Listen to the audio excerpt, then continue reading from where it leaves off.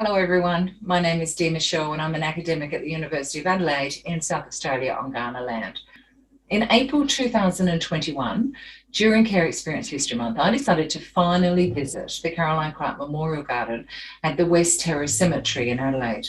The Memorial Garden was opened back in June 2015, but I didn't attend the opening, perhaps because I was busy, perhaps because I'm not a huge fan of Caroline Clark. Born in 1825, she migrated to South Australia from England in 1850, and by 1866 she was using her connections, her social capital, to campaign for foster care instead of giving money to impoverished families so they could look after their own children. Getting rid of the so-called pauper class by removing their children and then enculturating those children into the so-called respectable working class became Caroline Clark's reason for living. And with the help of friends like Catherine Helen Spence, she was successful. Boarding out or foster care was adopted by the state government in 1871.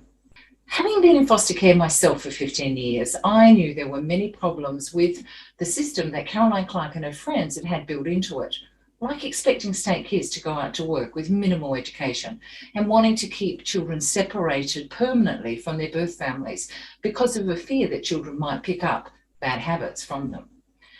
In a spirit of solidarity with care experienced people across the world, however, I decided it was time to put aside my disappointment with the work of Caroline Clark and visit the garden named in her honour. Turns out I was as disappointed in the Caroline Clark Memorial Garden as I had been with this woman. The Caroline Clark Memorial Garden was opened with a promise to be a place where we acknowledge children who had died in state care and a place of reflection for those of us who have grown up in state care. What I found was that in only 6 years, the Memorial Garden has become a symbol of how often the state neglects the children in their care. The Caroline Clark Memorial Garden was established by the Adelaide Cemeteries Authority in 2015. And they did this to commemorate 50 children who had died while in state care and then been buried in the West Terrace Cemetery in unmarked graves. The garden commemorates many adults too who had been buried in unmarked graves at the cemetery.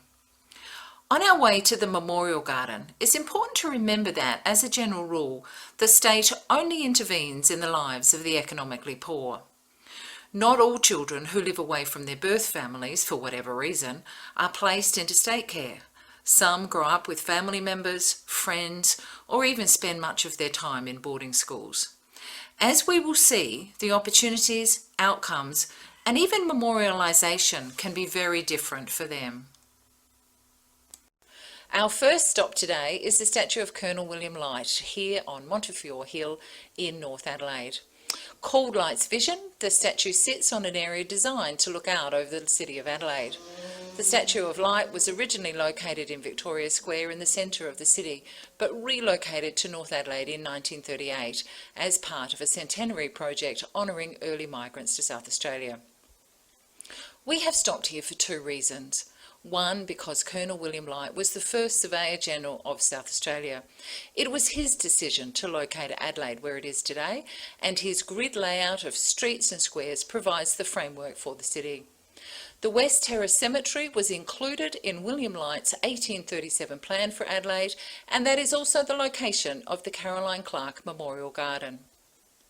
The second reason for stopping at the statue of Colonel William Light is because he was in foster care as a child. William Light was born in Malaysia in 1786. His father Francis was the founder of the British colony Penang in that same year. William's mother was Martina Roselles, who had 5 children with Francis and was likely to have had Portuguese and Asian heritage. Francis Light wanted his eldest son to have an English education. 2 years before his death from malaria in 1794, Francis wrote to his friend George Doherty in Suffolk, England, and gave him charge over William, leaving him to organise suitable schooling for the boy. William was only 6 when he went to England to live with the Dohertys. He never saw his parents again. William stayed on with the Dohertys, who made sure that the boy had a good education paid for through his father's estate. At 13, William was working as a cabin boy on a frigate. Along with other boys, often orphaned and often not well off, he would have had to do all the dirty and menial work on that ship.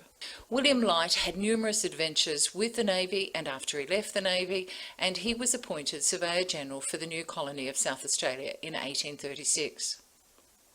Our next stop is Finnis Street in North Adelaide, named after the first Premier of South Australia, Boyle Travis Finnis.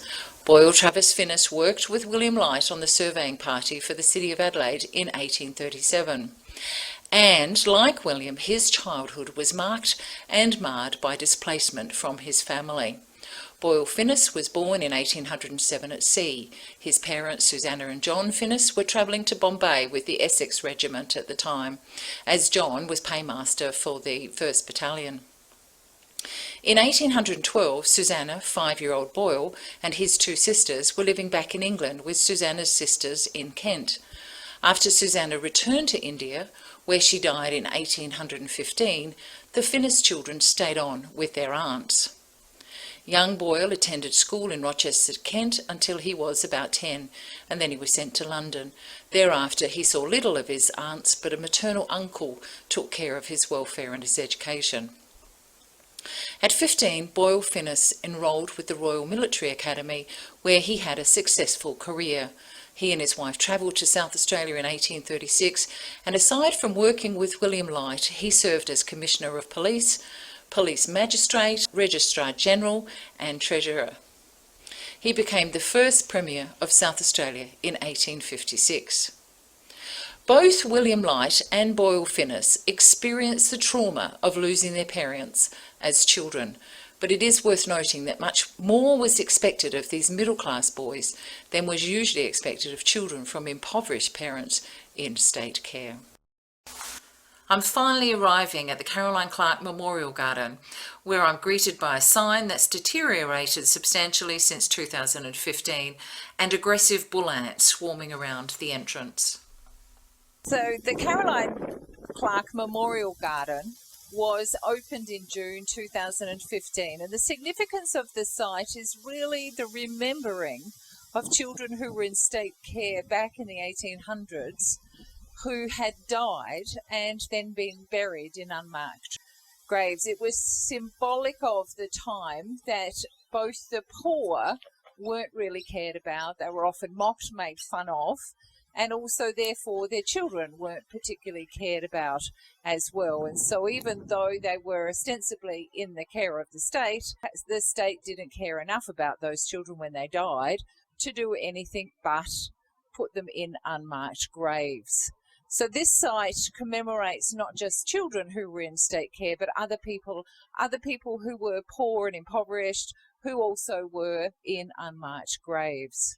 I'm not sure if this site remains significant because it appears to be very neglected. There is little of the way of maintenance. There appears to have been some attempt at making a garden, probably 5 years ago, but the upkeep isn't particularly good. There's lots of leaves on the ground and dirt and dust, suggesting that it hasn't been swept for a very long time. There is a garden bench that ostensibly we could sit and reflect on our experiences. Those of us who've been in state care reflect on our experiences, but it's covered in bird poo. So unless you bring your own cleaning materials, this site is not a particularly good one for reflection on your experiences. So something has happened between the time that Stephen Page conceived the idea of honouring the children who died in state care and not been recognised or acknowledged in any way. Something seems to have slipped in the time that he conceived of that idea back in probably about 2013, was opened in 2015 and appears to have been neglected since then. It could have a lot more significance. The reason why I've come is because of the International Day of Remembrance for the first ever Care Experience History Month in April 2021. Now, I haven't been here before either, interestingly enough. Part of that is my ambivalence towards Caroline Clark.